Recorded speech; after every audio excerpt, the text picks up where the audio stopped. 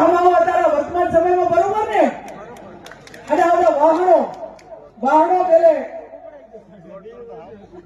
વાહન બોલાવે ત્યારે મોટી સંખ્યામાં આવજો.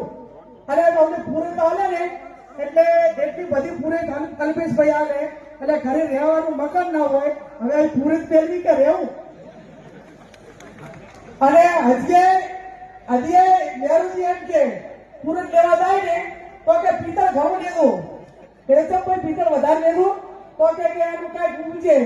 અને તમે 21મી સદીમાં દીવો છો અને હજી તમે એવડો છો ભિખારી વેવી ઓરવાનાનો વાહન વેચવાનો વારો આવે. સમય પરિવર્તિત થાય એ ટાઈમે આજથી 40-50 વર્ષ પહેલા મંડપો બધું નતું. એટલે પ્રસંગો કરવા માટે આખા વાહના કે ગામના વાહન ભેગા કરતા ત્યારે પ્રસંગ થતો અને એટલા માટે વાહનની જરૂર હતી.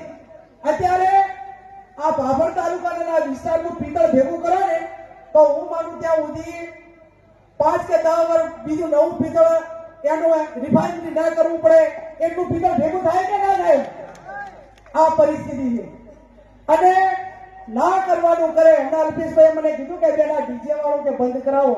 એટલે આપણે વારંવાર ડીજે નું કામ અને અમૃતજી કહેતા હતા કે ડીજે ની અને ઓલી ગાડીની ના પાડે તો લેબડે ચડે.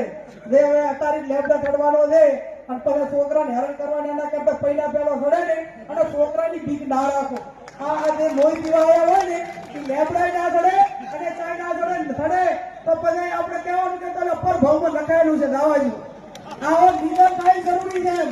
સમાજનો બંધારણને આખા સમાજને અધિકાર બનાવતા હોય એવા 2-5 જણાના જીતવાળો નિકાલ થાય ને તો સમાજ માટે સહી થયા છે એમ માનશું.